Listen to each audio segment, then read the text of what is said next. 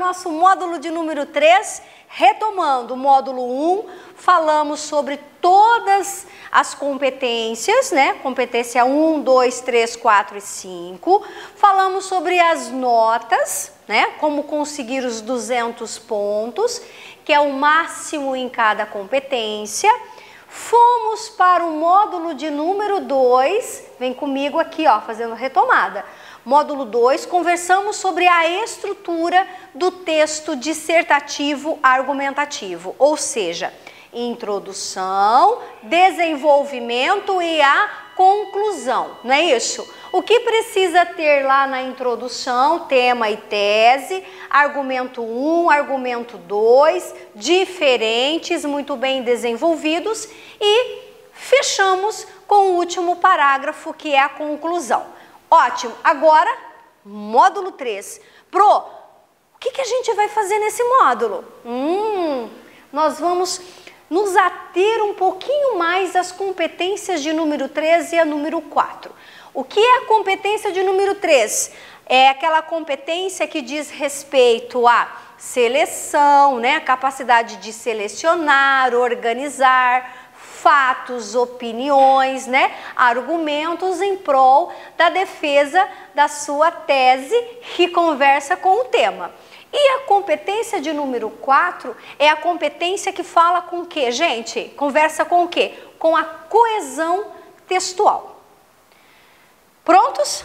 Estão preparados? Agora é um momento de nós refletirmos juntos sobre como melhorar a nossa nota, quando digo nossa, porque é minha também. A sua vida me interessa neste momento, não é verdade? O teu sucesso é o meu sucesso.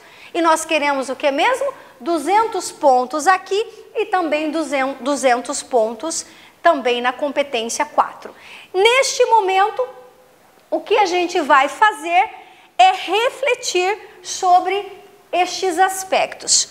Competência aqui de número 3. Selecionar, relacionar, organizar e interpretar informações, fatos, opiniões e argumentos em defesa de um ponto de vista.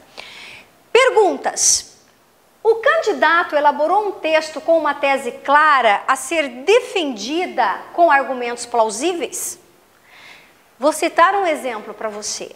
Não adianta você colocar uma tese assim, olha, que a violência, né, a persistência da violência contra a mulher é um problema de fácil resolução. Ou que não existe violência, né, contra a mulher no século XXI.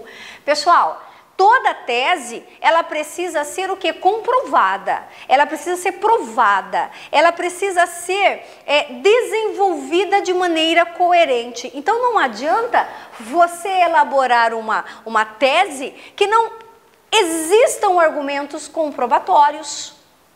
Como é que você vai comprovar?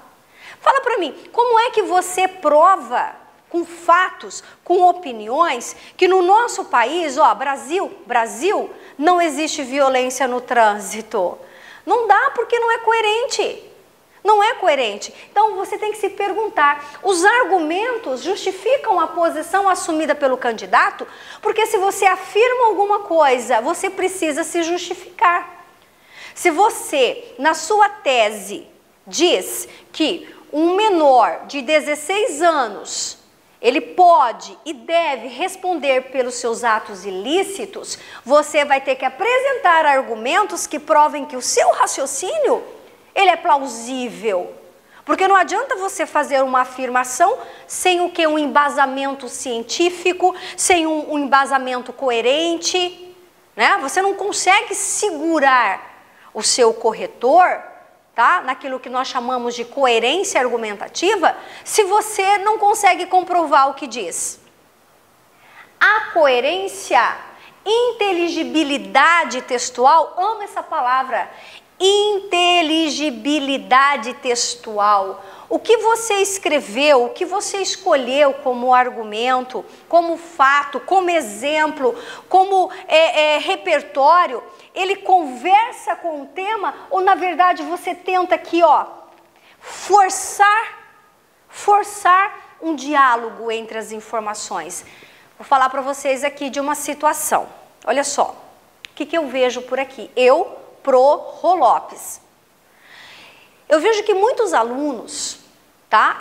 E aqui não é uma crítica destrutiva, quero que você entenda, você que está aí ouvindo a minha aula e está nesse curso, nessa caminhada comigo, pega alguns exemplos aí que circulam nas redes sociais de redações que tiveram sucesso e fazem o que, gente? Sigam um modelo, né?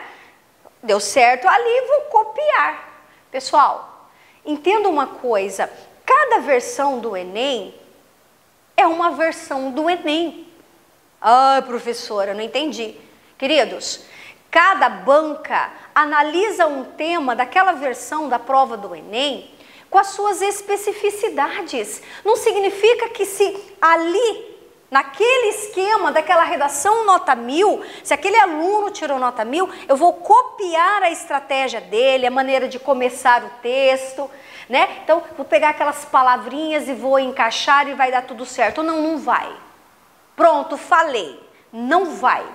Não vai. Por quê? Porque a banca já sabe quando esse texto ele é decorado. Gente, são profissionais com muita capacidade, profissionais preparados, a banca são professores maravilhosos, com muita competência, então eles conseguem perceber quando você está copiando um modelo pré-definido, né? Então é hora de você criar o seu projeto de texto, é por isso que eu estou aqui, tá? Por isso que nós estamos aqui juntos. Então o seu texto, ele precisa ter um projeto, tá aqui ó, tá escrito. Existe um projeto de texto estratégico, né? Ou com falhas. Então essa banca, ela tem competência para perceber se você organizou o seu texto. O seu texto, ele tem um organograma, ele tem uma espinha dorsal que foi ali pensada, tá? A banca percebe que você falou, puxa, eu não vou usar esse argumento porque esse argumento, de repente, né, ele é um argumento que todo mundo vai usar. Nossa, todo mundo vai usar. Gente, são milhões de candidatos. Então você tem que parar para pensar. Esse argumento, ele é muito previsível. Isso se chama previsibilidade argumentativa. Se todo mundo vai usar esse argumento, e você sabe. Vou dar um exemplo. Né? Menor deve ser julgado pelos seus atos? Argumento previsível. Ué, se ele pode votar, por que ele não pode ser julgado como maior? Não é previsível? É previsível. Então comece a pensar, se todos ou um número muito grande de pessoas vai usar este argumento, por que eu não escolho um argumento menos previsível? Né? Então, isso já parte do que, gente? Da seleção. O corretor tem esse olhar cirúrgico para o seu texto. Ele já sabe, tá? Ele já conhece, ele percebe quando existe autoria, ele percebe quando existe o projeto. O candidato, ele desenvolve opiniões, fatos, informações ou há lacunas com poucas explicitações. Vou te dizer isso aqui como acontece. Existem textos dissertativos do Enem que são muito mais informativos, expositivos do que argumentativos. Uma dica para você, quando você fizer o seu argumento, você conta mesmo, conta quantas linhas eu tenho aqui. Eu tenho 8 linhas. Das 8 linhas do meu argumento, quantas linhas destas eu privilegio o meu raciocínio, o meu argumento, e quantas linhas eu estou usando para falar do sociólogo, quantas linhas eu usei para falar sobre um fato que aconteceu. O que você desenvolveu? O que é seu? Oi, então, gostou deste vídeo? Pois bem, eu tenho uma pergunta para você. Conte para mim o que é seu, o que lhe pertence como autoria. Como assim, Pro? Você tem sido o autor ou autora da sua própria história? Isso significa saber o que você quer realmente? Você tem buscado transpor as dificuldades encontradas no dia a dia para obter aquela tão sonhada vaga naquele vestibular ou até mesmo no concurso, mas aqui nós estamos falando da redação do Enem? Você tem? Ou na verdade você tem sido mais coadjuvante, mais um personagem acessório? Não, não, gente. Aqui comigo é só quem é protagonista da própria história.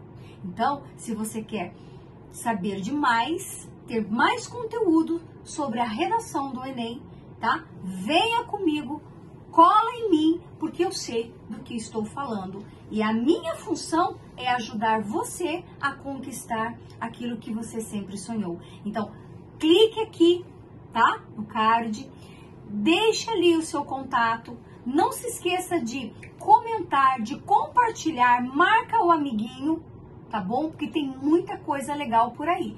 E eu espero por você, tá bom? Porque aqui nós somos originais, aqui nós não fazemos cópias, nós somos autores.